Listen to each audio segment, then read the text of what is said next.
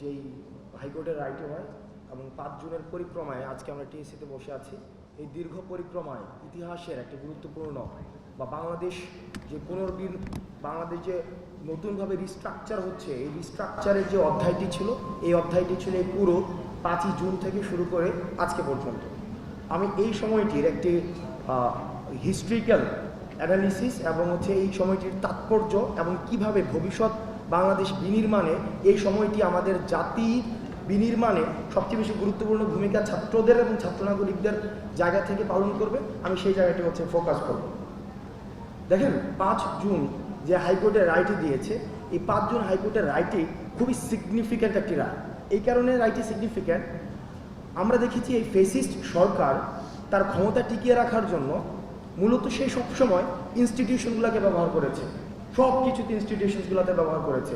অর্থাৎ হাইকোর্টের ঘাড়ে বন্দুক রেখে, বিচার ব্যবস্থার ঘাড়ে বন্দুক রেখে, স্বাস্থ্য ব্যবস্থার ঘাড়ে বন্দুক রেখে, শিক্ষা ব্যবস্থাকে পুঁজি করে, আমাদের স্বাস্থ্য ব্যবস্থাকে পুঁজি করে, এই যে পুঁজিভিত্তিক একটি বিভাজনের মধ্য দিয়ে, দ্বিবিভাজনের মধ্য দিয়ে সবসময় ফেসিজমকে সমূলে প্রথিত করে রাখার চেষ্টা করা সবসময় হয়েছে। আমরা দেখেছি 5 জুনের যখন হাইকোর্টের রায়টি হয়, সেখানে শিক্ষার্থীরা সেই রায়টিকে প্রত্যাখ্যান করে এবং আন্দোলনটি শুরু করে। এবং সেই আন্দোলনের শুরুর দিকে আমাদের যে গত 18 বছর ধরে চলে আসা যে টেকিং ব্লেমিংয়ের একটি ব্যাপার ছিল, টেকিং ব্লেমিং বিষয়টি যেমন যখনই কেউ কোনো যৌক্তিক দাবিতে মাঠে আসতো, তখনই তাকে রাজনৈতিক পরিচয়ের মধ্য দিয়ে কালার করা হতো। সে বিএনপি রাজনীতি করে, জামাতের রাজনীতি করে, শিবিরের রাজনীতি করে, অন্য রাজনীতি করে। অর্থাৎ ব্যাপারটি এমন ছিল, শুধুমাত্র আওয়ামী রাজনীতি ছাড়া অন্য কোনো রাজনীতি যদি কেউ করে, তাহলে তার কোনো ধরনের যৌক্তিক দাবি জানানোরও অধিকারটি তখন ছিল না, এবং সেটিকে আমরা জাতি হিসেবে মেনে নিয়েছিলাম। সেজন্য আমরা যখনই কোনো দাবি জানাতে যেতাম, আমরা সবসময় দাবিতে যতটা না ফোকাস করতাম, তার থেকে বেশি ফোকাস করতাম যে আমরা অরাজনৈতিক, আমরা কোনো রাজনৈতিক সংশ্লিষ্টতা নেই, আমরা কোনো রাজনৈতিক সংশ্লিষ্টতা নেই, আমরা কোনো রাজনৈতিক দলের সাথে নেই। দেখুন, আমাদের মনস্তত্ত্বে, মনোজগতে কি ধরনের সেটি প্রভাব ফেলেছিল। এই যে বিরাজনীতিকীকরণের যে প্রক্রিয়াটি ছিল, আমরা রাষ্ট্রের সকল প্রতিষ্ঠান এই বিষয়টিকে তারা মেনে নিয়েছিল। অর্থাৎ আওয়ামী রাজনীতির বাইরে, আওয়ামী ধর্মের বাইরে আওয়ামী লীগ কিন্তু একটা কোনো রাজনীতি না, আওয়ামী লীগ ছিল একটা ধর্ম। অর্থাৎ ধর্মের অবয়বে বঙ্গবন্ধুকে, শেখ মুজিবকে একটা নবী হিসেবে উপস্থাপন করার চেষ্টা করা হয়েছিল, যে সবসময় তাকে আনচ্যালেঞ্জ, তাকে কখনোই কোনোভাবে চ্যালেঞ্জ জানানো যাবে না, আওয়ামী লীগকেও কখনো চ্যালেঞ্জ জানানো যাবে না। এবং আমরা মনস্তাত্ত্বিক জায়গা থেকে সেই বিষয়টিকে আমরা মেনেও নিয়েছিলাম, এবং এই মেনে নেওয়ার জায়গায় ইন্ধন হিসেবে, ক্যাটালিস্ট হিসেবে কাজ করেছে গণমাধ্যম থেকে শুরু করে ব্যবসা প্রতিষ্ঠান, শিক্ষা প্রতিষ্ঠান, রাষ্ট্রের যে বিভিন্ন ইনস্টিটিউশনসগুলো রয়েছে, যারা এখন বিভিন্ন দাবিতে রাস্তায় নেমে আসছে, যারা অন্তর্বর্তীকালীন সরকারটি গঠিত না হতেই রাস্তায় বিভিন্ন যৌক্তিক দাবিতে নেমে আসছে। আমি প্রশ্ন রাখতে চাই, আপনারা এতদিন কোথায় ছিলেন? গত 16 বছর ধরে আপনি কেন ক্ষমতাকে প্রশ্ন করতে পারেননি? কেন ফেসিবাদকে প্রশ্ন করতে পারেননি? কেন রাষ্ট্র, আপনি রাস্তায় দাঁড়াতেন যখন, তখন আপনাকে বলতে হতো যে, আপনি রাস্তায় আপনাকে বলতে হতো আমি কোনো রাজনৈতিক দলের সাথে সংশ্লিষ্ট হতো না। কেন রাজনৈতিক দলের সাথে সংশ্লিষ্ট হলে কেন দাবিটি জানাতে পারতো না? আমাদের এই জায়গাটায় প্রশ্ন রাখতে হবে, আমাদের চিন্তা জগতে একটি প্রশ্ন আমাদের সবসময় রাখতে হবে। এই যে আমরা ক্ষমতাকে প্রশ্ন করা শিখেছি, সেটি ধারাবাহিকতা অব্যাহত রাখতে হবে। এটা হচ্ছে একটা ডাইমেনশন। একটা বিষয় কি, এই যে আওয়ামী লীগকে মেনে নেওয়ার যে বিষয়টি, আমাদের সব জায়গা থেকে আমরা মেনে নিয়েছিলাম হাসিনা, খুনি হাসিনা, এবং যেই মুজিববাদ যে আমাদের সংবিধানে যেটা রিফ্লেকশন ঘটেছে, সংবিধানটা মূলত হচ্ছে, এখন আমরা দেখছি এটা নিয়ে বিভিন্ন জায়গায় তর্ক হচ্ছে, আলাপ হচ্ছে বিভিন্ন জায়গায়, এবং আমরা বুদ্ধিবৃত্তিক মহলে সেটা নিয়ে বেশ চর্চা দেখছি। দেখেন, এই যে 72-এর যে সংবিধানটা প্রণীত হয়েছিল, এই সংবিধানটা কিন্তু একটা জাতীয় সংবিধানের জায়গায় সেটা হয়ে গিয়েছিল কি আওয়ামী লীগের সংবিধান। এই আওয়ামী লীগের সংবিধানটা সেখানে হচ্ছে একটা আমরা জাতীয় সংবিধান হিসেবে আমরা মেনে নিয়েছিলাম। আওয়ামী লীগের সংবিধানটাকেই আমরা বাংলাদেশি সংবিধান হিসেবে ধরে নিয়েছিলাম। অর্থাৎ দেখেন, একটা দলের সংবিধানকে যখন একটা দেশের সংবিধান হিসেবে চাপিয়ে দিতে চায়, সেই জায়গাতে হচ্ছে ফেসিবাদের প্রথম বীজটা বপন করে দেওয়া হয়। এবং এত বছর পরেও আমাদের দ্বিতীয় স্বাধীনতার আগ পর্যন্ত কিন্তু আমরা সেই জায়গায় কখনো প্রশ্ন করতে পারিনি। আমরা এই জায়গায় দাঁড়িয়ে আমরা মনে করি, যেহেতু আমাদের এই 24-এর দায় আমাদের রয়েছে, 24 এর বিনিময় মূল্য, এই বিনিময় মূল্য আমাদের এখনো পর্যন্ত হাজারেরও অধিক শহীদ হয়েছে এবং প্রত্যক্ষ পরোক্ষভাবে লক্ষাধিক আহত হয়েছে। কিভাবে দেখেন, শুধুমাত্র যে আপনারা একটা প্রজন্মকে আপনারা মেন্টাল ট্রমার মধ্যে আপনারা ঠেলে দিয়েছেন। এই যে আপনাদের সামনে যারা রয়েছে আপনাদের ভাষা বুঝতে পারেননি, একটা প্রজন্ম, এই প্রজন্মর মেন্টাল ট্রমার এই দায়ভার যারা একাত্তরকে পুঁজি করে, যারা পুঁজি করে, যারা হাসিনাকে পুঁজি করে, শেখ মুজিবকে পুঁজি করে 24 পর্যন্ত এই ফেসিবাদকে টেনে নিয়ে এসছে, এই প্রজন্মকে এই মেন্টাল ট্রমাতে যে ফেলেছে সেটির দায়ভার তাদেরকে নিতে হবে। এবং সেটির দায়ভার তারা যদি স্বীকার না করে, তাদের দোষ যদি স্বীকার না করে, তাহলে পরবর্তীতে যে তাদেরকে রাজনীতিতে পুনর্বাসনের যে চিন্তাটি করছে সেই চিন্তাটি তাদের বুমেরাং হবে। কারণ ফেসিবাদকে যারা পৃষ্ঠপোষকতা দিয়েছে, ফেসিবাদের যারা সুবিধা নিয়েছে বিভিন্ন ফর্মে, কারণ আওয়ামী লীগ প্রথমেই বলেছিল কিন্তু দল ছিল না, কিন্তু এটা একটা ধর্ম ছিল। আওয়ামী লীগের ধর্মের অনেকগুলো জনরা ছিল। আওয়ামী লীগ কালচার ছিল, আওয়ামী লীগ মিডিয়া ছিল, আওয়ামী লীগ ইনস্টিটিউশন ছিল, আওয়ামী লীগ পোশাক ছিল, আওয়ামী লীগের খাবার দাবার ছিল। আপনি দেখবেন পাকিস্তানি মুরগি, আমরা দেখেছি যে এই যে দেখেন এটা মনস্তত্ত্বের মধ্যে কিন্তু বিশাল একটা, আমরা এটাকে স্বাভাবিকভাবে মেনে নিয়েছিলাম। আমরা ইলিশ বাণিজ্য চলেছে, ইলিশ দিয়ে রাজনীতি করা হয়েছে। অর্থাৎ আমাদের প্রত্যেকটা টুলস, ইনস্ট্রুমেন্ট এই ফেসিজম যে মাথার মগজে যেভাবে ছেঁকে বসেছে, গেড়ে বসেছে, এইটার সমুৎপাটন করতে হলে আমাদেরকে যে কাজটা করতে হবে সেটা হচ্ছে আমাদেরকে ইউনাইটেড থাকতে হবে। আমাদের কিভাবে ইউনাইটেড থাকতে হবে? দেখেন, যখন ডিস্ট্রাকশন হয়, কোনো কিছু ডিস্ট্রাকশনের সময় সবাই এক হয়ে যায়, কিন্তু কনস্ট্রাকশন যখন ঘটতে যায় তখন সেখানে বিভাজনের রাজনীতি সৃষ্টি করা হয়। যেমনটা আমরা দেখেছি যখন 47-এ দেশটাকে ভাগ করার কথা ছিল, তখন আমরা দেখেছি সবাই এক হয়ে গিয়েছিল। 71 মুক্তিযুদ্ধ হয়েছিল, সবাই এক হয়ে গিয়েছিল। আবার 24-এ যখন খুনি ফেসিবাদকে আমরা পতন ঘটাতে চেয়েছিলাম, সবাই এক হয়ে গিয়েছিল। যখনই এখন আমরা বিনির্মাণের দিকে যাচ্ছি, পুনর্গঠনের দিকে যাচ্ছি, তখন আমরা দেখছি আবার বিভাজনের যে রাজনৈতিক যে টুল সেটাকে আবার ইনজেক্ট করার চেষ্টা করা হচ্ছে। কিন্তু আমরা ছাত্র নাগরিকদের পক্ষ থেকে আপনাদেরকে বলতে চাই, আপনারা যারা বুদ্ধিবৃত্তিক মহলে ফেসিবাদী রাজনীতিকে পুনর্বাসন করতে যাচ্ছেন, আপনারা ফেল মারছেন অনেক আগে। এই ছাত্র নাগরিক যাদেরকে আপনারা সিজলেস টাইমের জন্য আপনারা মেন্টাল ট্রমার মধ্যে ফেলে দিয়েছেন, তাদের রাজনৈতিক চিন্তাধারার বিকশিত হওয়ার পথটাকে আপনারা রুদ্ধ করে দিয়েছেন, সেটির দায়ভার আপনাদেরকে নিতে হবে। সেটির দায়ভার যদি আপনারা না নিয়ে আবার যদি রাজনীতি করার, পুনর্বাসন করার চিন্তা করেন, তাহলে সেক্ষেত্রে এই ছাত্র নাগরিক যারা শহীদ হয়েছে, আমরা ফিল করি তাদের কাছে আমাদের জবাবদিহিতা রয়েছে, তাদের কাছে আমাদের দায়বদ্ধতা রয়েছে। সেই জায়গা থেকে আমরা সবাইকে, বিশেষ করে আমাদের প্রজন্ম যারা রয়েছে, ছাত্র নাগরিকের যে প্রজন্ম রয়েছে, আমি আপনাদেরকে কিছু চিন্তা দিতে চাই। এই যে আওয়ামী ধর্ম প্রতিষ্ঠিত করেছিল, বঙ্গবন্ধুকে নবী হিসাবে দেখানোর চেষ্টা করা হয়েছিল, পলিটিক্যাল নবী, পলিটিক্যাল কাল্ট, সেটিকে চ্যালেঞ্জ করার জন্য আমাদের রাজনৈতিকভাবে ব্যাপকভাবে আমাদের চিন্তার জগৎকে উন্মুক্ত করতে হবে। আমাদের নিজেদের মধ্যে প্রিন্সিপালস, আমরা কোন কোন প্রিন্সিপালের ভিত্তিতে বাংলাদেশকে পুনর্গঠন করব, যেখানে কখনোই রূপে আর ফ্যাসিজম ফিরবে না, যেখানে গণমাধ্যমের স্বাধীনতা নিশ্চিত করা হবে, যেখানে আমাকে কখনোই কোনো রাস্তায় দাবি নিয়ে এসে আমাকে বলতে হবে না যে আমি কোনো রাজনীতির সাথে সংশ্লিষ্ট না, সুতরাং আমার দাবিটি মেনে নাও। এই ধরনের রাষ্ট্র ব্যবস্থাকে নিশ্চিত করার জন্য আমাদের কিছু ভ্যালুস ক্রিয়েট করতে হবে, আমাদের কিছু ক্রিয়েট করতে হবে, যে প্রিন্সিপালসের ভিত্তিতে, ভ্যালুজের ভিত্তিতে, যেখানে ছাত্র নাগরিকের অংশগ্রহণের ভিত্তিতে সেটি লিগেসিকে মেনটেন করতে পারবো এবং আমাদের বাংলাদেশকে পুনর্গঠনের একদম চূড়ান্ত মাত্রাটি আমরা নিশ্চিত করতে পারবো। সেই জায়গাতে আমাদের প্রথম যে কাজটি করতে হবে, আমাদেরকে ইউনাইটেড থাকতে হবে। মাথায় রাখতে হবে, গতকাল আমরা যেটি দেখেছি, যারা গণমাধ্যমের স্বাধীনতায় ক্ষমতা না আসতেই বিশ্বাস করে না, বিভিন্নভাবে চেপে ধরতে চায়, গণমাধ্যমের উপর হামলা করে, তারা যখন ক্ষমতায় যাবে, ক্ষমতার স্বাদটি পাবে, তাদের কাছে গণমাধ্যমের স্বাধীনতা, বাক স্বাধীনতা এগুলো কিভাবে হচ্ছে রক্ষা পাবে? আপনাদেরকে ভাবতে হবে, এটি গণমাধ্যমের দায়ভার।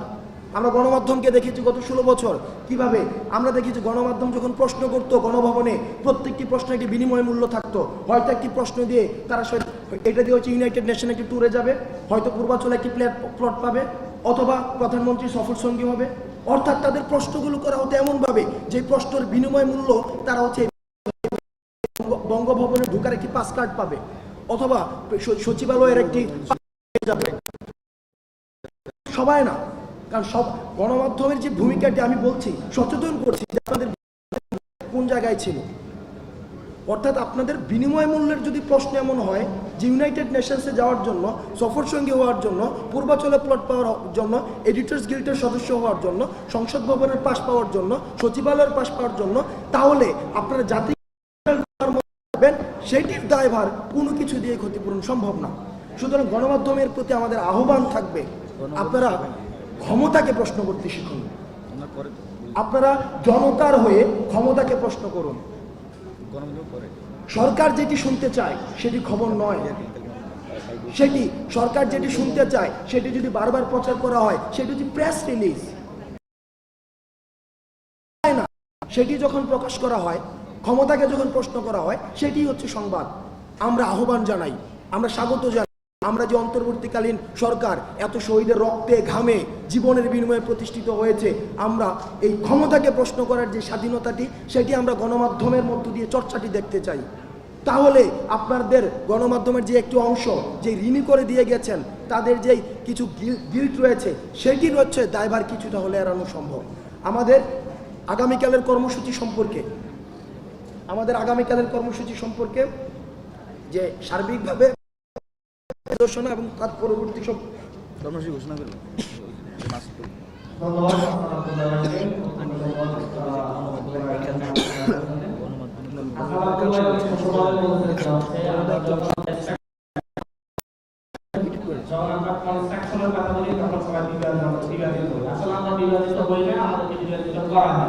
যাতে আমরা সম্পূর্ণভাবে কনস্ট্রাকশনের কাজটা এগিয়ে দিতে না পারি। 1971 সালে দেশের মানুষ ঐক্যবদ্ধ হয়ে স্বাধীনতা সংগ্রামে ঝাঁপিয়ে পড়ে, কিন্তু 72 থেকে এই দেশের মানুষকে বিভাজিত করে এই দেশকে পিছিয়ে দেওয়া হয়। আবার 1990 সালে গণঅভ্যুত্থানের মধ্য দিয়ে এই দেশের মানুষ গণঅভ্যুত্থানের সময় ঐক্যবদ্ধ হয়, 3 জনের রূপরেখা দেওয়া হয়, কিন্তু 91 থেকে আবার এই দেশের মানুষকে বিভাজিত করে দেওয়া হয়, যার ফলে এই দেশে কোনো রিফরমেশন ঘটে নাই, এই দেশের সংবিধানের কোনো রিফরমেশন হয় নাই, রাষ্ট্রের কোনো রিফরমেশন হয়নি।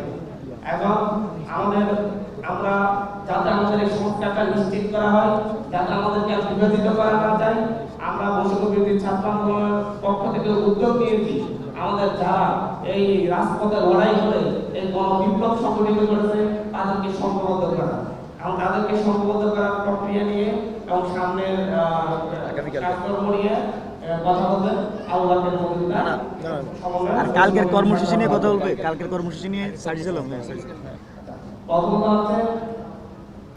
আগামী কর্মসূচি আমাদের গণবিপ্লব সংগঠিত হওয়ার এক মাস পূর্ণ হতে যাচ্ছে। আগামীকাল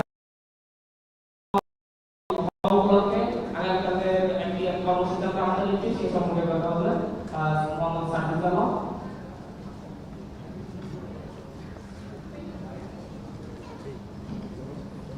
আগামীকালকে 5 সেপ্টেম্বর মাসের 5 তারিখ, আজ থেকে প্রায় 1 মাস পূর্বে অর্থাৎ 5 আগস্ট আমাদের ছাত্র জনতার যে অভ্যুত্থানটি সংগঠিত হয়েছিল 1971 পরে বাংলাদেশের ইতিহাসে অন্যতম একটি অধ্যায়, যে অধ্যায় দিয়ে 53 বছরের ইতিহাসের একটি পরিবর্তন হয়েছে, কিংবা বলতে পারি যে 16+2 18 বছরের একটি ফ্যাসিজমের যে পট পরিবর্তন এবং পতন সেটি ঘটেছে। আমাদের জায়গা থেকে এখানে বেশ কিছু বিষয় রয়েছে। আসলে আমরা দেখেছি আমাদের এই ছাত্র জনতার অভ্যুত্থানের 1 মাস হয়ে যাচ্ছে, আমাদের যে রক্তের দাগ, সে দাগগুলো কিন্তু এখনো শুকায়নি। আপনি ঢাকা শহরের অন্যতম হসপিটালগুলোতে আজকে যান, আপনি Dhaka medical college, Suhrawardy hospital, orthopaedic hospital থেকে শুরু করে চক্ষু ইনস্টিটিউট, আপনি যেখানেই যান সেই রক্তের দাগ, সেই বুলেটের চিহ্ন, কিংবা ফ্যাসিজমের যে দোষর, যারা হাতে ধারালো অস্ত্র নিয়ে রাস্তায় নেমেছিল সাধারণ মানুষ ছাত্র জনতাকে ছিন্ন বিচ্ছিন্ন করার জন্য, সেই রক্তাক্ত দাগ আর ক্ষতচিহ্নগুলো এখনও রয়েছে। এখনও সেই দাগগুলো অনেকে শরীরে নিয়ে রাস্তায় চলছে, কিছুটা সুস্থ হয়ে কিংবা কিছুটা ব্যথা নিয়ে। সেই জায়গা থেকে আমরা মনে করি যে আমাদের এই যে ক্ষতচিহ্নগুলো, এই চিহ্নগুলো আমাদের প্রত্যেকের ধারণ করা উচিত। প্রত্যেকটি মানুষের আলাদা আলাদা একটি ইতিহাস রয়েছে, প্রেক্ষাপট রয়েছে। এই বিগত 2 মাসে একজনের সাথে আসলে আরেকজনের ইতিহাসটি কিংবা অভিজ্ঞতাটি আপনি কখনো এক করতে পারবেন না, কারণ প্রত্যেকে যে ঘটনাগুলো ফেস করেছে সেগুলো একজনেরটি আরেকজনের থেকে ভিন্ন। সেই জায়গায় আমরা মিডিয়া নয়, দেশীয় মিডিয়া নয়, বরং প্রত্যেককে তাদের জায়গা থেকে আমরা অনুরোধ করব, আপনারা এই ডকুমেন্টেশনগুলো করুন। আপনারা দেখুন কিভাবে নিষিদ্ধ গুলিগুলো দিয়ে আমার ভাইয়ের বুকটি ঝাঁঝরা করা হয়েছে, কিভাবে পুলিশ ওই লিথাল গুলিটি, জনগণের টাকায় কেনা গুলিটি বাংলাদেশের ছাত্র জনতার মেরুদণ্ডে বিদ্ধ করার জন্য, জীবন নেয়ার জন্য ব্যবহার করেছে। এটি অবশ্যই বাংলাদেশ যতদিন থাকবে বাংলাদেশের ইতিহাসের পাতায় এটি লেখা থাকতে হবে। এটি যদি লেখা না থাকে তাহলে পরবর্তীতে এই আওয়ামী লীগ কিংবা অন্য কোনো দল আবার একইভাবে এই ফ্যাসিজমের, এই ফ্যাসিবাদের ধারক ও বাহক হয়ে উঠবে।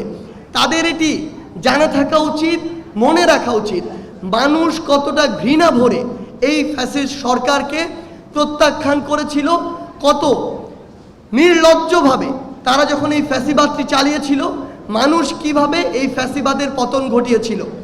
আমরা চাই আপনারা এই ডকুমেন্টেশনটি করুন।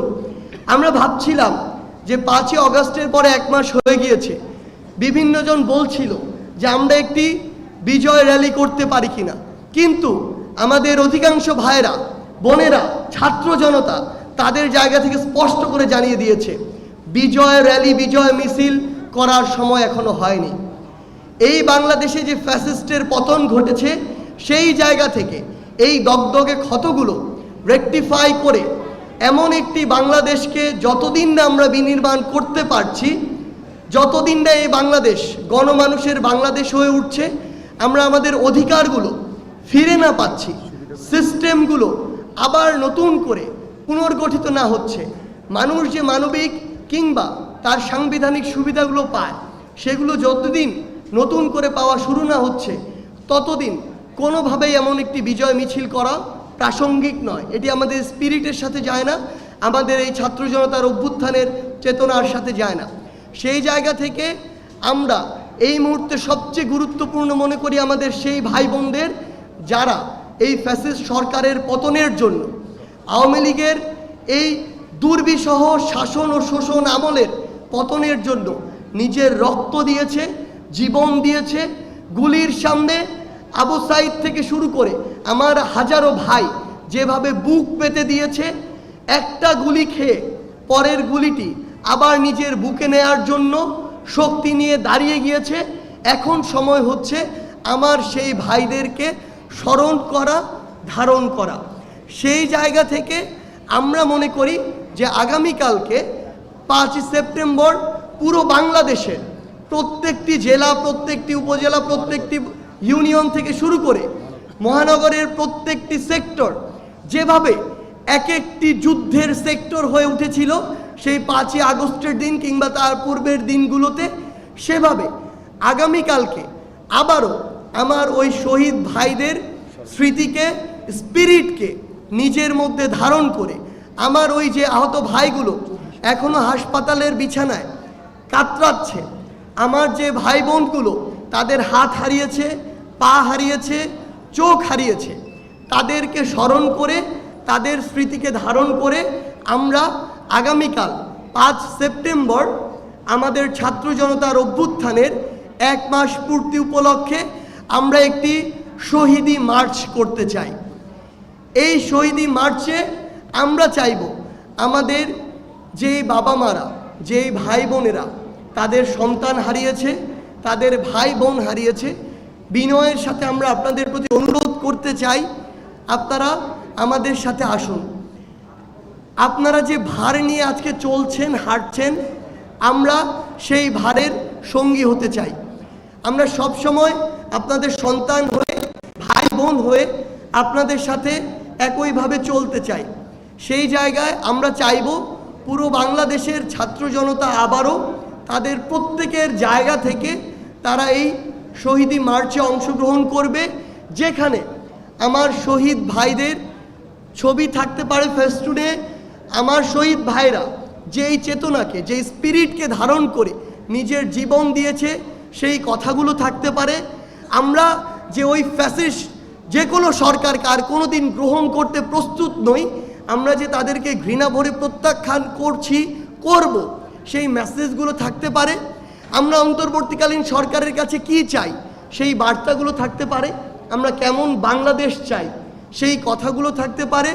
কিংবা আইন শৃঙ্খলা রক্ষাকারী বাহিনী থেকে শুরু করে ইভেন ইফ বৈষম্য বিরোধী ছাত্র আন্দোলনের কাছে আগামীতে আমরা কি চাই, কিভাবে নতুন একটি আমরা পলিটিক্যাল সেটেলমেন্ট চাই, আমরা কোন পথে যেতে পারি, আপনার সেই ভাবনাগুলো, সেই চিন্তাগুলো থাকতে পারে, আপনার সেই প্রশ্নগুলো থাকতে পারে। আমরা ব্যানারে, ফেস্টুনে, প্লেকার্ডে সেই জিনিসগুলো দেখতে পাই এবং দেখতে চাই। এবং আমরা আমাদের ছোট ভাই বোনেরা যারা রয়েছেন, কিংবা যারা বড়রা রয়েছেন, যারা ছবি আঁকেন, ছবি এঁকে নিজের মনের ভাব প্রকাশ করেন, আমরা সেগুলো দেখতে চাই। অর্থাৎ আপনার নিজের জায়গা থেকে যেভাবে যা কিছু করে মনে হয় যে আপনি এই শহীদি মার্চে নিজের অংশগ্রহণকে আরও বেশি স্পষ্ট করতে চান এবং এটি সমৃদ্ধ করতে চান, সেই স্বতঃস্ফূর্ত অংশগ্রহণ আমরা আপনাদের কাছে চাই আগামীকালকের এই শহীদি মার্চে। আমরা যদি আমাদের ঢাকার রুটটি বলি, তার পূর্বে একটি জিনিস বলতে চাই। 5ই আগস্ট সকাল 10টায় যখন বৃষ্টি হচ্ছিল, 11টার দিকে অ্যাপ্রক্সিমেট যখন আবার আমাদের সকল ইন্টারনেট বন্ধ করে দেওয়া হলো, কিংবা 12টার দিকে ইন্টারনেট আসার পরেও আমাদের 2টায় যখন শাহবাগে একত্রিত হওয়ার কথা ছিল, তার ঠিক 2 ঘন্টা পূর্বেও কিন্তু পুরো বাংলাদেশের ছাত্র জনতার মধ্যে এটুকু চিন্তা কাজ করছিল যে আমরা যে জন্য নিজের জীবনের রিস্ক নিয়ে শাহবাগের দিকে ছুটে যাব, সেটি সফল হবে কিনা। কিন্তু তার ওই চিন্তায়, চেতনায়, স্পিরিটে, আগ্রহে, কিংবা তার ওই যে মনের যে একান্ত চাওয়া যে এই ফ্যাসিবাদের পতন ঘটাতে হবে, সেই জায়গায় কিন্তু বিন্দুমাত্র কমতি ছিল না। তারপরও ওই 2 ঘন্টা আগে সামান্য যদি মনের কোনো আশঙ্কাও থাকে, সেটি নিয়েও সবাই যখন নেমে পড়ল, তখনও এই ভাইরা, এই বোনেরা যারা বুক পেতে দিয়েছিল, তারা কিন্তু নিশ্চিত ছিল না এই ফ্যাসিস্টের পতন হবে কিনা। কিন্তু 3 দিক থেকে, ওই উত্তরার দিক, উত্তরা বিএনএসের দিক থেকে বলি, বসুন্ধরা, রামপুরা, বাড্ডা, বনশ্রী, প্রগতি সরণির ওই 1 নম্বর 2 নম্বর সেক্টরের দিক থেকে বলি, কিংবা আমার এই চিটং রোড, শনিরাখড়া, যাত্রাবাড়ির একটি সাইড দিয়ে বলি, এই 3টি সাইড সহ পুরো ঢাকার সকল রাস্তা দিয়ে যখন এক প্রকার আবাবিল পাখির মতো লক্ষ লক্ষ মানুষ রাস্তায় নেমে আসে, তখন ওই ফ্যাসিস্ট সরকারের পতন হয়, তারা দেশ ছেড়ে পালাতে বাধ্য হয়। সেই জায়গায় আমরা বিশ্বাস করি, আমরা চাই আগামীকালকেও সেইভাবে গণজোয়ার নেমে আসুক। এবং আমরা আমাদের জায়গা থেকে একটি জিনিস বলতে চাই, যে যেখান থেকে যেভাবেই পারেন, আমাদের ঢাকায় সেন্ট্রালি আমাদের এই শহীদি মার্চটি শুরু হবে ঢাকা বিশ্ববিদ্যালয়ের রাজু ভাস্কর্যের সামনে থেকে। আমরা চাই এই পয়েন্টগুলো থেকে, ঢাকার প্রত্যেকটি পয়েন্ট থেকে, আপনারা চাইলে ব্যক্তিগত উদ্যোগে আসতে পারেন, আপনারা চাইলে ওই পয়েন্টগুলো থেকে একত্রিত হয়ে আবার আপনাদের ব্যক্তিগত কোনো উদ্যোগে নির্দিষ্ট কিছু যানবাহনের মাধ্যমে আসতে পারেন। এটি আপনারা নির্ধারণ করবেন। এটি আগামীকাল বিকাল 3টায় ঢাকা বিশ্ববিদ্যালয়ের রাজু ভাস্কর্যের সামনে থেকে শুরু হবে। আমি রুটটি বলছি, আমাদের শহীদি মার্চের রুট হবে রাজু ভাস্কর্য থেকে শুরু করে নীলক্ষেত হয়ে নিউ মার্কেট, কলাবাগান, এরপরে ধানমন্ডি পার হয়ে মানিক মিয়া এভিনিউ হয়ে, অর্থাৎ সংসদ ভবনের সামনে দিয়ে ফার্মগেট, কাওরান বাজার, শাহবাগ, আবার রাজু ভাস্কর্য হয়ে আমাদের জাতীয় শহীদ মিনারে গিয়ে শেষ হবে। এবং সেখানে আমরা প্রত্যাশা করি আমাদের শহীদ পরিবারের একজন মা, একজন বাবা, একজন ভাই, একজন বোন তাদের জায়গা থেকে তাদের চাওয়াগুলো বলবেন, তাদের অনুভূতিগুলো বলবেন এবং পরবর্তী বাংলাদেশের তরুণ প্রজন্মের কাছে, ছাত্র জনতার কাছে তারা কি চান সেটি তারা তাদের জায়গা থেকে উপস্থাপন করবেন। কেমন একটি বাংলাদেশ তাদের প্রত্যাশা, আমরা কিভাবে তাদের পাশে তাদের সন্তান হয়ে ভাই বোন হয়ে থাকতে পারি আগামীর প্রত্যেকটি দিন, সেই জিনিসগুলো তারা তাদের জায়গা থেকে উপস্থাপন করবেন। এবং আমরা আপনাদের কাছে অনুরোধ করি, বিনীত অনুরোধ করি, বাংলাদেশের যারা মিডিয়া কর্মী ভাইরা রয়েছেন, আমরা বিশ্বাস করি আপনারা অধিকাংশই আপনারা আপনাদের যে জার্নালিজমের যে স্পিরিট সেটি আপনারা ধারণ করেন। আপনাদেরকে বাধ্য করা হয়েছিল, চেপে ধরা হয়েছিল, আপনাদের পাবলিশ করা নিউজটি মুছতে বাধ্য করা হয়েছিল। আমরা আমাদের আন্দোলনের সময় দেখেছি সত্যি একটি হেডলাইন যখন গিয়েছে কয়েক মিনিট পরে সেটি মুছে দেওয়া হয়েছে। কোন ফ্যাসিস্টের চাপে এগুলো করা হয়েছে এটা আমরা জানি, কিন্তু এখন আপনাদের এই বাধাগুলো নেই। আমরা চাই আপনারা হসপিটালগুলোতে যান, আমাদের যে ভাই বোনগুলো এখনও কাতরাচ্ছে এই ডকুমেন্টেশনগুলো আপনারা করুন। এগুলো ইতিহাসের সবচেয়ে বড় অংশ হয়ে থাকবে। ৭১-এ এই আধুনিকায়ন ছিল না, এই মিডিয়া ছিল না, আমার এই প্রচার মাধ্যম ছিল না, এখন আছে। এখন যদি আজকে থেকে ১০০ বছর পরে আমরা সত্যি তথ্যগুলো পুরো বাংলাদেশের পরবর্তী প্রজন্মের সামনে না তুলে ধরতে পারি, এই ব্যর্থতার দায়ভার, এই লজ্জার দায়ভার, এই সীমাবদ্ধতার দায়ভার আমাদের প্রত্যেককে নিতে হবে, যার ভার অনেক শক্ত, যার ওজন অনেক বেশি। এ পর্যায়ে আমরা আমাদের আগামীকালকের কর্মসূচির পরে ৬ তারিখ থেকে ঢাকা সহ পুরো বাংলাদেশে আমরা কিভাবে আগাবো, বৈষম্য বিরোধী ছাত্র আন্দোলনের পরবর্তী কর্মপরিকল্পনা বা রূপরেখা কি হতে পারে সে বিষয়ে কিছু বলার জন্য অনুরোধ করছি বৈষম্য বিরোধী ছাত্র আন্দোলনের অন্যতম সমন্বয়ক আবু বাকের মজুমদারকে।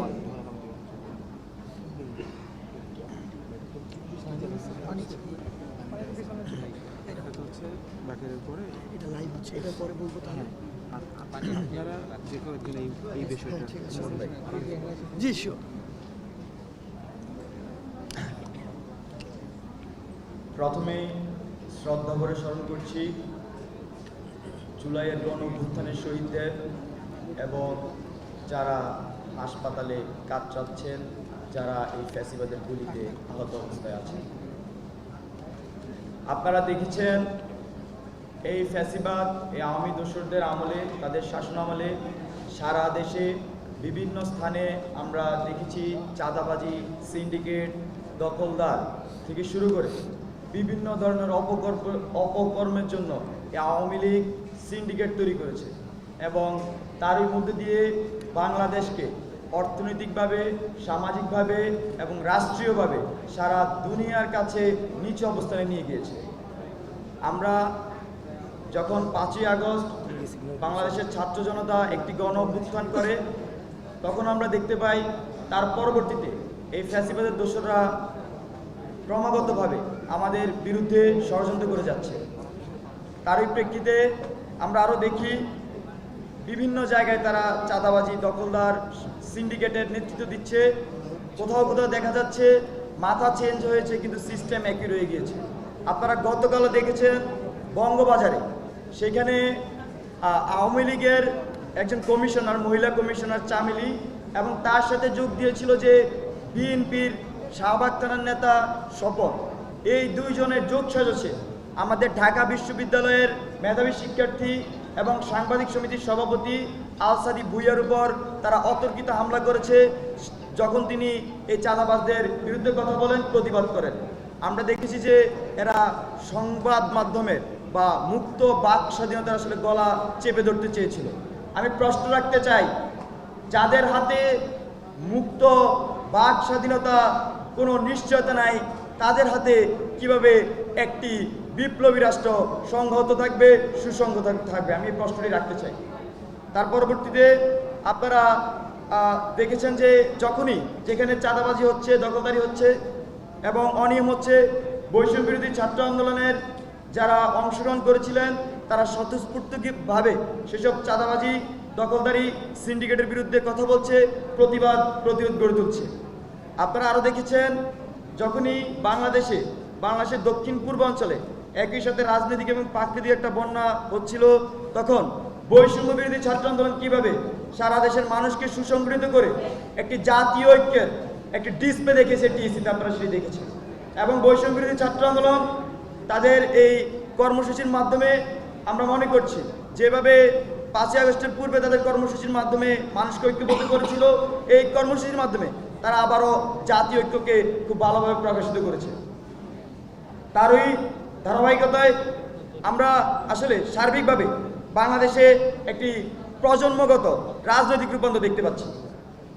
তো এই প্রজন্মগত যে রাজনৈতিক রূপান্তর বা জেনারেশন জে বা জেন জি যাই বলি না কেন, তাদের যে চিন্তাভাবনা, তাদের যে রাষ্ট্র নিয়ে পরিকল্পনা, আমরা মনে করছি তাদের এই রাষ্ট্র নিয়ে পরিকল্পনা, ভাবনা এবং তার রাষ্ট্রকে যেভাবে এগিয়ে নিয়ে যেতে চায়, তাকে বাংলাদেশের সকল পর্যায়ের নাগরিকের স্বাগত জানানো উচিত।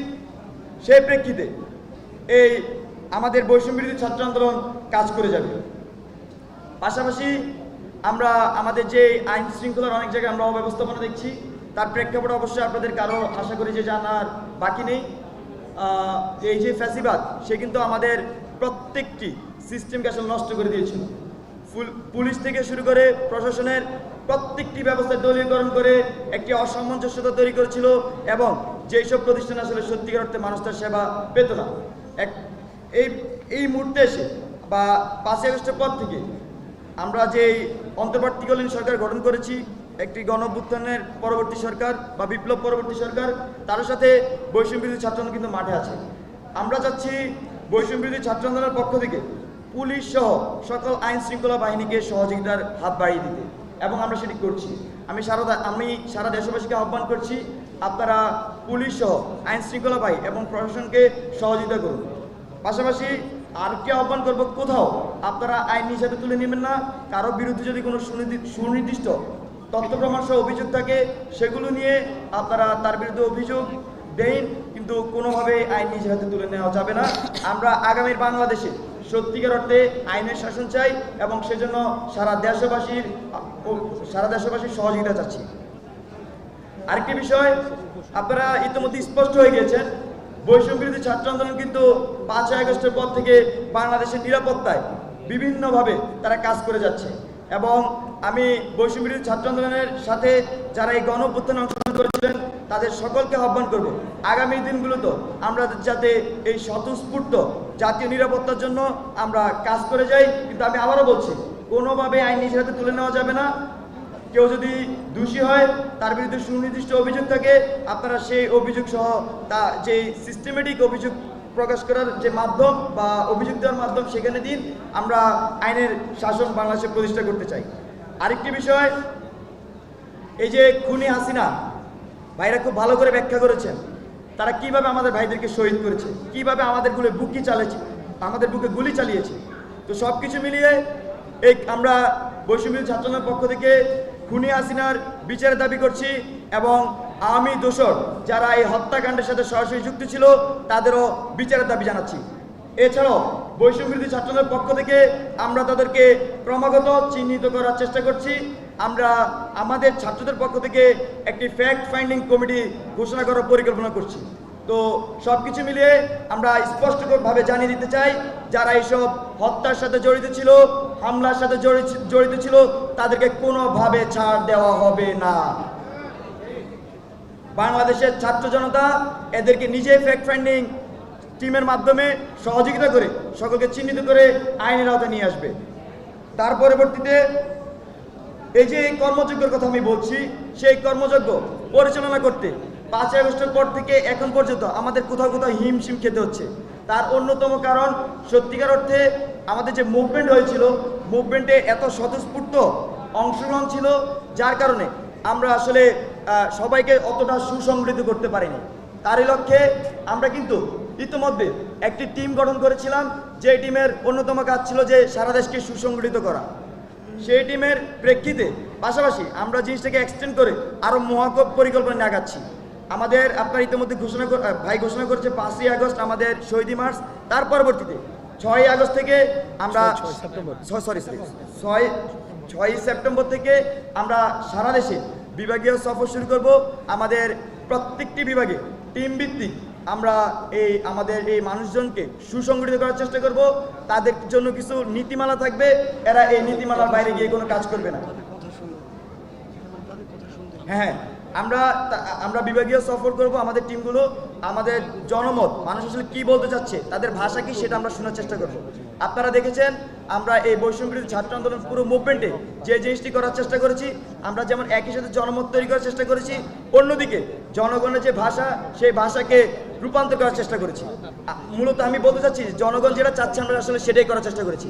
আপনারা দেখবেন যেদিন আমরা এক দফা ঘোষণা দিব সেদিন কিন্তু আমাদের ঘোষণায় কিন্তু সবাই এক আঙ্গুল তুলেছিল। তার মানে আমি বুঝাতে চাচ্ছি জনগণ যেটা চায় সেটাই আগামীর বাংলাদেশ হবে, আর আমরা একটি মিডিয়েটর হব। মিডিয়েটর বলতে বোঝাচ্ছি আমরা জনগণ থেকে কথা শুনবো, এই কথাগুলোকে অ্যাকুমুলেট করে সেটাই সোসাইটিতে বাস্তবায়ন করার জন্য ছুড়ে দিব। আমরা মনে করছি যে বাংলাদেশের মানুষ সেটা বাস্তবায়নে সহযোগিতা করবে এবং বাংলাদেশের মানুষের সত্যিকার অর্থে সেটাকে বাস্তবায়ন করবে। তো আমাদের 6 সেপ্টেম্বর থেকে মূলত যেই কর্মসূচি শুরু হবে সেটি হচ্ছে বিভাগীয় সফর এবং জেলাভিত্তিক সফর। সেখানে আমরা বিভাগীয় ও জেলা পর্যায়ে যারা আমাদের সাথে বৈষম্য বিরোধী ছাত্র আন্দোলনে যোগ দিয়েছিলেন সকলের কথা শুনবো, সকলকে সুসংগঠিত করার চেষ্টা করব এবং সুনির্দিষ্ট কিছু দিক নির্দেশনা দেওয়ার চেষ্টা করব। যেমন আমরা অনেক জায়গায় দেখেছি যে সমন্বয়ক পরিচয়ে অনেক ধরনের দুর্নীতির সাথে জড়িয়ে যাচ্ছে, সিন্ডিকেটের সাথে জড়িয়ে যাচ্ছে। সত্যিকার অর্থে আমি আবারও স্পষ্ট করতে চাই, আমরা বারবার স্পষ্ট করেছি আমাদের শুধুমাত্র কয়েকটি কমিটি, ঢাকা বিশ্ববিদ্যালয় সহ জগন্নাথ, জাহাঙ্গীরনগর, চট্টগ্রাম, এরকম অল্প কয়েকটা কমিটি শুধু আমরা অথরাইজ করেছি। এর বাইরে আমরা আসলে সেরকম কোনো কমিটি দিই নেই, জেলাভিত্তিক আমরা কোনো কমিটি দিই নাই বলতে গেলে। তো যারা এরকম জেলাভিত্তিক বা এলাকাভিত্তিক সমন্বয় পরিচিতি এইসবের সাথে জড়িত হচ্ছে তারা, আমরা মনে করছি তারা আমাদের লোক না, তারা আসলে আমাদেরকে প্রশ্নবিদ্ধ করার জন্য এই কাজ করছে। তো কেউ যদি কোথাও এই ধরনের এই হীন পরিচয় দিয়ে বা হীন কাজ করার জন্য আমাদের পরিচয় ব্যবহার করে তাদেরকে আপনারা সতর্ক করে দিবেন এবং চেষ্টা করবেন যে তাদেরকে আইনের হাতে তুলে দেওয়ার জন্য। আর সাংবাদিক বন্ধুদেরকে অনুরোধ করব এই বিষয়টি যাতে সুস্পষ্টভাবে একটু প্রচারণা করা হয়। আসলে দেশবাসী অনেক সময় আমাদেরকে ভুল বুঝতে পারে, কিন্তু সত্যিকার অর্থে যারা এই আজকে চেয়ারে বসে আছে বা যারা এই আন্দোলনের সাথে স্বতঃস্ফূর্তভাবে ছিল বা অথরাইজ, তারা কেউ আসলে এইসবের সাথে জড়িত না। আমরা একটি ঘটনা দেখেছি এই জগন্নাথ বিশ্ববিদ্যালয়ের সহ সমন্বয়ক পরিচয়ে একজনের সাথে দুর্ব্যবহার করতে। সে আসলে পূর্বে ছাত্রলীগ করতো আমরা যেটা শুনেছি, এবং হচ্ছে সে আমাদের কোনো অথরাইজ কেউ না, শুধু পরিচয়টি ব্যবহার করেছে।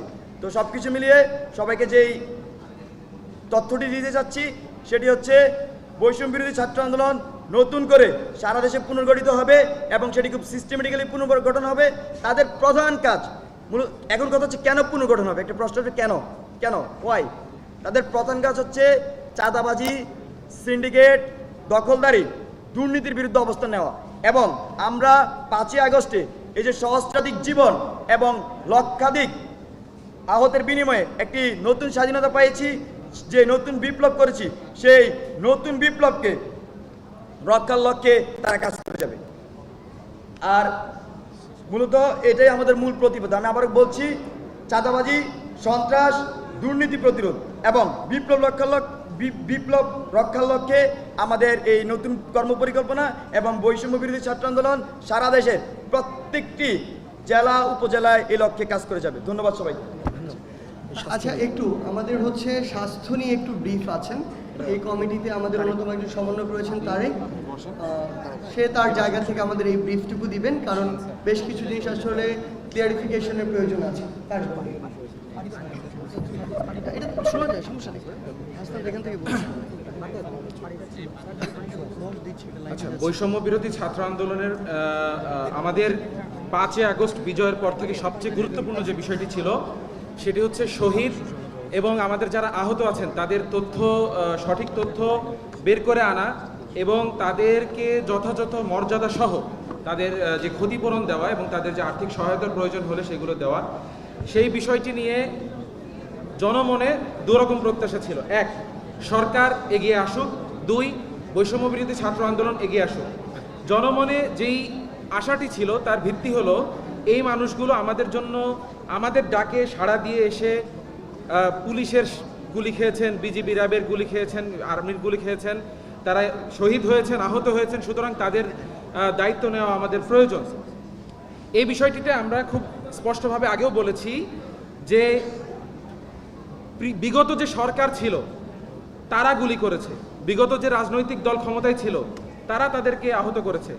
তো আমরা যখন নতুন সরকার পেলাম, আহত এবং শহীদদের দায়িত্ব নেওয়ার প্রধান দায়টা ছিল সরকারের, আমাদের নয়। এই কারণে আমরা যেটি চেয়েছি সেটি হচ্ছে সরকার, এটি কোনো রাষ্ট্রীয়ভাবে চলতে পারে না যে সকল দায়িত্ব ছাত্ররা নিবে, সকল কিছু ছাত্ররা চালাবে। আমরা চেয়েছি সরকার যাতে তাদের যথাযথ মর্যাদা প্রদান করে, তাতে সঠিক তালিকাটি প্রণয়ন করে এবং প্রকাশ করে, সেই বিষয়ে সহযোগিতার জন্য আমাদের একটি কেন্দ্রীয় স্বাস্থ্য বিষয়ক কেন্দ্রীয় উপকমিটি করা হয়। এবং আমরা এখন পর্যন্ত গভর্নমেন্টের সাথে কোলাবোরেশনের মাধ্যমে আমরা ডেটা কালেকশন করছি গভর্নমেন্ট এবং প্রাইভেট হসপিটাল থেকে, আপনাদেরকে আগেও জানিয়েছিলাম। এখন পর্যন্ত আমাদের যে আপডেট সেটি আগে আমি দিয়ে নেব। সেটি হচ্ছে এখন পর্যন্ত আমাদের কাছে টোটাল কেস এসেছে আহত 17,926টি, তার মধ্যে গভর্নমেন্ট হসপিটাল থেকে এসেছে 15,542। বলতে পারেন যে প্রাইভেট হসপিটাল থেকে কেস এত কম কেন? তার প্রধান কারণ হচ্ছে প্রাইভেট হসপিটালগুলো এতকাল যাবৎ সরকারকে কোনো রকম তথ্য দিয়ে সহায়তা করতো না। এ কারণে তাদেরকে নতুন করে ম্যানুয়াল দিয়ে ট্রেনিংয়ের মাধ্যমে তাদেরকে তাদের হচ্ছে লজিস্টিক্সের মাধ্যমে নতুন করে তাদেরকে প্রস্তুত করা লাগছে, যার জন্য আমাদের কিছুটা সময় লেগে যাচ্ছে। আমি আরো একটু বিস্তারিত দিয়ে দিই। আউটডোর কেস আছে 10,739, ইনডোর কেস 6,748 এবং ব্রড ডেড যাদেরকে মৃত অবস্থায় হসপিটালে আনা হয়েছিল তাদের সংখ্যা মেডিকেলি ভেরিফাইড 439 এবং টোটাল ডেথ হচ্ছে 617। এর মধ্যে ডিসেবিলিটি যারা অঙ্গহানি হয়েছেন, সম্পূর্ণরূপে পা বা হাত হারিয়েছেন, তাদের সংখ্যা 201 এখন পর্যন্ত সরকারি হিসাব মতে। তবে এখানে আমাদের কিছু বলার আছে। প্রথম কথা হচ্ছে এখানে অনেক নিখোঁজ মানুষ আছেন, তাদের নিখোঁজদের জন্য আমরা একটা আলাদা ডেটাবেস প্রস্তুত করছি, এটি আশা করি আজকে বা কালকের মধ্যে লাইভ হবে।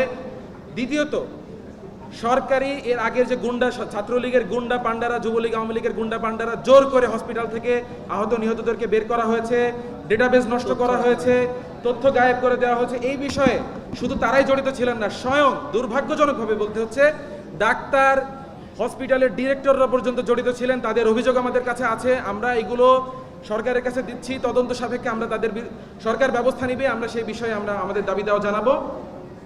আর একটি বিষয় বলতে চাই, যাদের হচ্ছে যে বিষয়টি বলতে চাচ্ছিলাম সেটা হচ্ছে এই যে কেসগুলো যারা আমাদের এই অফিসিয়াল লিস্টে আসছে না, তাদেরকে আমরা কিভাবে ইনক্লুড করব, এই বিষয়ে আমরা দুইটা সরকারিভাবে একটা ব্যবস্থাপনা করেছি। সেটি হচ্ছে প্রত্যেকটি উপজেলা, জেলা এবং বিভাগীয় পর্যায় থেকে 3 ধাপে তথ্য নেওয়া হবে এবং ভেরিফিকেশন করা হবে।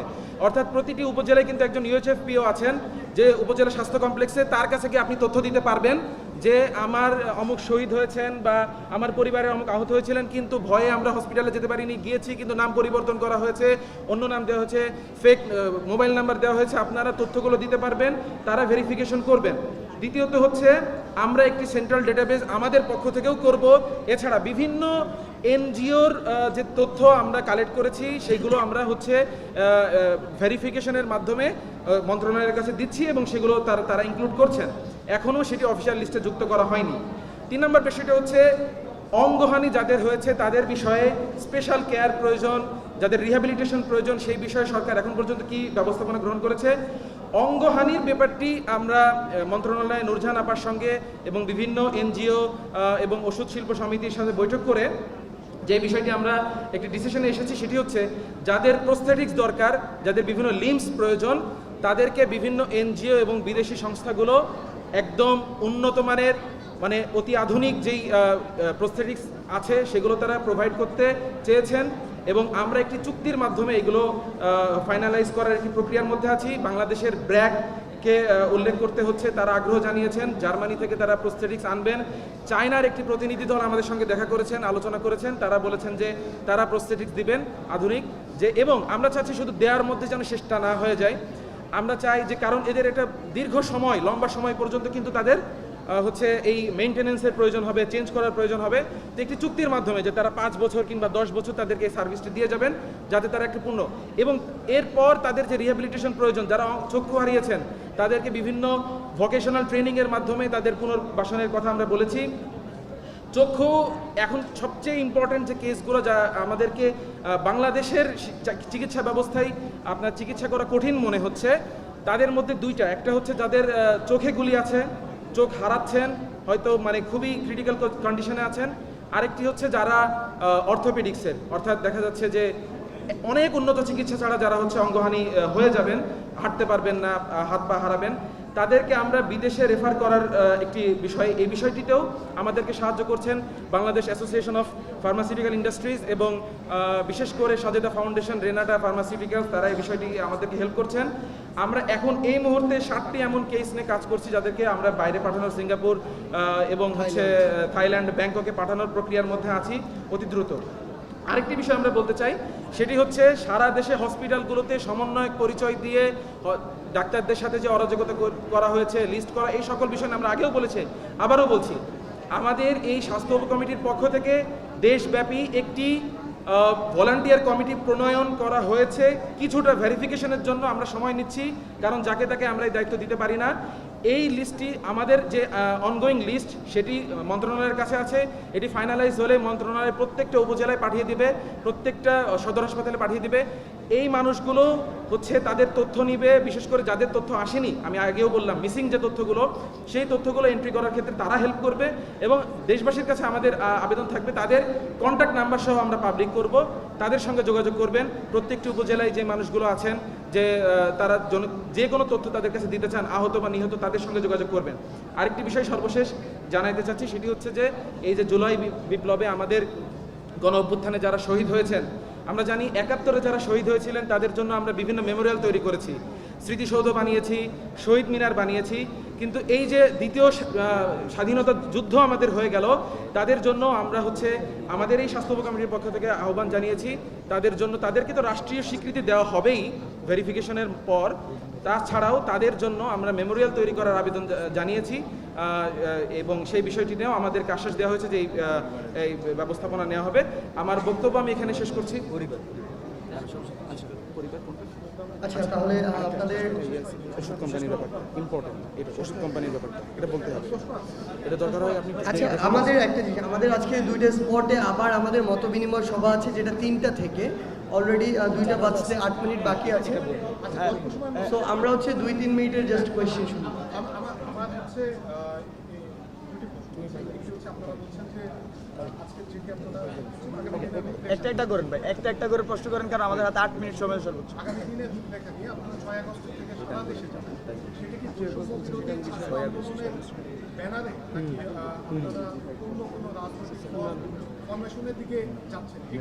আরেকটি প্রশ্ন হচ্ছে যে গত 16 বছরে আমাদের 3টি নির্বাচন হয়েছে, সেই নির্বাচনগুলোতে ভোট হয়নি। নির্বাচন কমিশন সংস্কারের বিষয়ে নির্বাচন কমিশনকে ঢেলে সাজানোর বিষয়ে টেকসই নির্বাচনী ব্যবস্থার বিষয়ে কি আপনারা কোনো আলোচনা? আচ্ছা, আমরা যে প্রথম প্রশ্নটি, আমি কিন্তু আমার বক্তব্য স্পষ্ট করেছি। সারা দেশে আমরা দেখছি যে চাঁদাবাজি থেকে শুরু করে বিভিন্ন ধরনের অপতৎপরতা চলছে, ষড়যন্ত্র চলছে। তো সেই সব অপতৎপরতা, ষড়যন্ত্রকে রুখতে এবং পাশাপাশি এই যে জুলাই বিপ্লব, সেটিকে রক্ষা করার জন্য আমরা সারা দেশে বৈষম্য বিরোধী ছাত্র আন্দোলনকে সুসংগঠিত করে যাবে।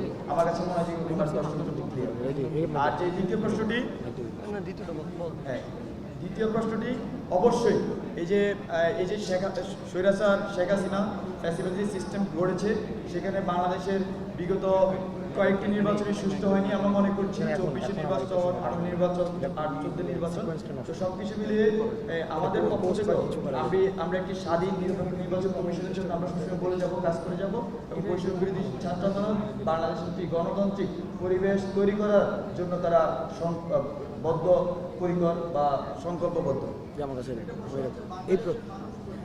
আচ্ছা, ওই প্রান্ত ভাইয়ের প্রশ্নটা একটু, পিন্টু ভাইয়ের প্রশ্নের একটু একটা মানে আমি একটা প্রশ্ন রাখতে চাই গণমাধ্যমের কাছে।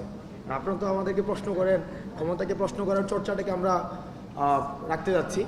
তো এখন আপনাদের কাছে আমাদের প্রশ্ন, আপনারা জনগণের কাছে জানতে চান যে আমাদেরকে বিভিন্নভাবে প্রথম দিকে রাজনৈতিক দল করবো কিনা, সেটা নিয়ে নিউজও হয়েছে যে আমরা নাকি রাজনৈতিক দল করছি কত তারিখের মধ্যে, এগুলো নিয়ে নিউজও হয়েছে। পরে অবশ্যই এই আলাপটা হচ্ছে এখন আর তোলা হচ্ছে না। আপনারা জনগণকে একটু কাইন্ডলি প্রশ্ন করেন যে তারা রাজনৈতিক দল চায় কিনা, তারা চায় কিনা এই দ্বিবিভাজনের যে রাজনীতি যেটি ছিল সেটি থেকে তারা মুক্তি পেতে চায় কিনা। কারণ আমরা দেখেছি ক্লকওয়াইজ এবং অ্যান্টি ক্লকওয়াইজ করাপশন, অর্থাৎ গত 16 বছর একজন করাপশন করেছে একটা নামে। আপনি দেখবেন ঢাকায় আপনি একটা পরিবর্তন হয়েছে, কিন্তু ঢাকায় পোস্টারের জায়গায় পোস্টার আসছে, ছবিগুলো চেঞ্জ হয়েছে, তাই না? আর প্যাটার্নটা দেখেন সেম প্যাটার্নই আছে, 3টা ছবি, 2টা ছবি, নিচে ছবি, উপরে ফিক্সড ছবি, 2 নম্বরের যে প্যাটার্নে সে হচ্ছে এখন এম, আর নিচে হচ্ছে যে হইতে চায়। মানে এই প্যাটার্ন কিন্তু সেম আছে, এবং এই প্যাটার্নটা কবের প্যাটার্ন? এটা হচ্ছে যে প্যাটার্নের বিরুদ্ধে হচ্ছে আমাদের আন্দোলনটি ছিল। এক্স্যাক্টলি।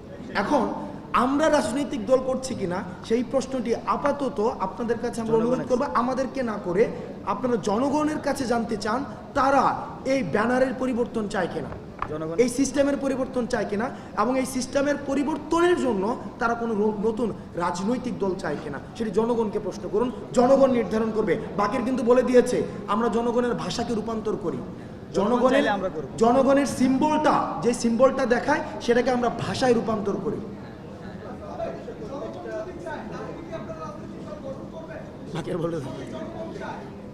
আমরা সারা দেশে যে বিভাগীয় সফর এবং জেলাভিত্তিক যে সফরগুলো, মূলত আমরা জনগণের যত ধরনের কথা আছে সেটা আমরা খুবই প্র্যাকটিক্যাল এবং সামনাসামনিভাবে বলবো, শুনবো।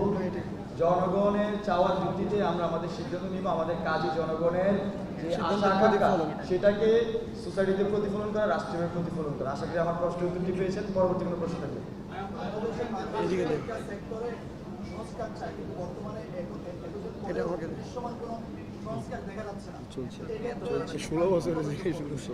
কতদিন হলো? আচ্ছা ভাই আসেন, ফ্যাক্ট হচ্ছে কি, একটা জিনিস আপনাদেরকে জাস্ট স্পষ্ট করে বলি, বিগত 16 বছরে আওয়ামী লীগ, শেখ হাসিনা বাংলাদেশের যে ক্ষতিটা করেছে, এটা আসলে আমাদের সিস্টেমগুলোকে ধ্বংস করে দিয়েছে। এই কথাটা যদি বলি, এটা একটা সারফেস লেভেলের কথা।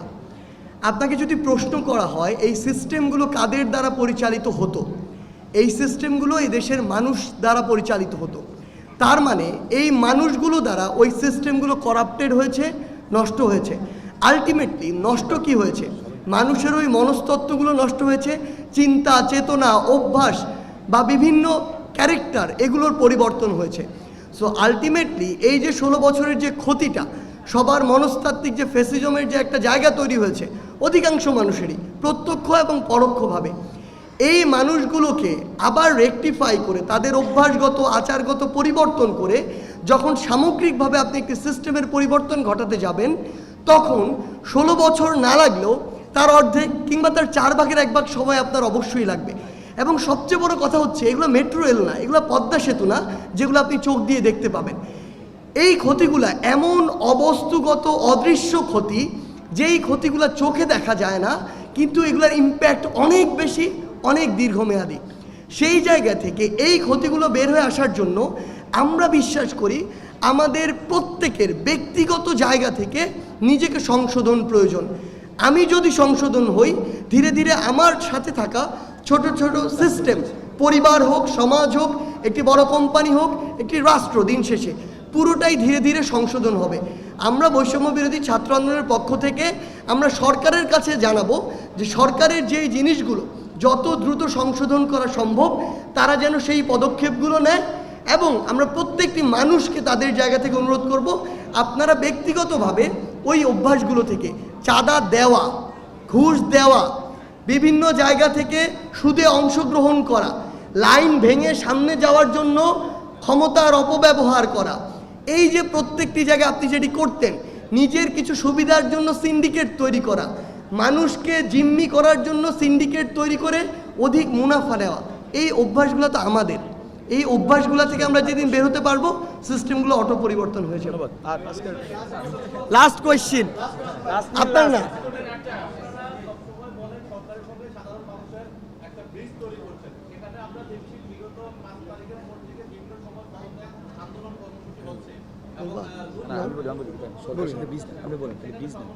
সরকার সাথে না বললাম, আমরা ট্রান্সলেট করতেছি, এটা বলেন।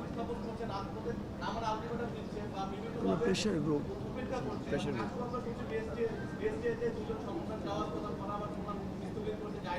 কোন সময়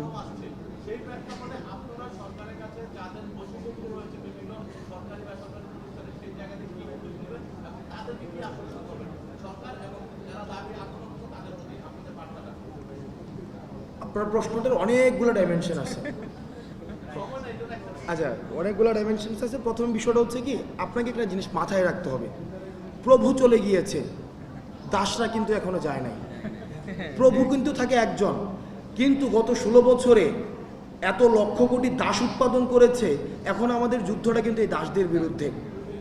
এবং আপনাকে মাথায় রাখতে হবে গত 16 বছরে বাংলাদেশ শুধু একটা প্রতিষ্ঠান অ্যাক্টিভ ছিল, আর অন্য কোনো প্রতিষ্ঠান কিন্তু অ্যাক্টিভ ছিল না, এবং সেটা শুধুমাত্র গণভবন। এখন আমাদেরকে গণভবন ছাড়া অন্যান্য যত প্রতিষ্ঠান রয়েছে সেগুলোকে আবার রিঅ্যাক্টিভেট করতে হচ্ছে, এবং সেটার জন্য সময় লাগবে, এবং আমরা জনগণের ভাষাটাকে রূপান্তর করছি এবং সেটা করতে থাকবো, এবং সেটা সময় লাগবে। শেষ করি ভাই, থ্যাংক ইউ সো মাচ ভাই। এগুলো নেওয়ার সময় ফেলে দিয়ে না, আপনাদেরই ক্ষতি হবে। ভাই আমাদের এখনই বের হইতে হবে, আজকে না কালকে দিব আপনার সাথে।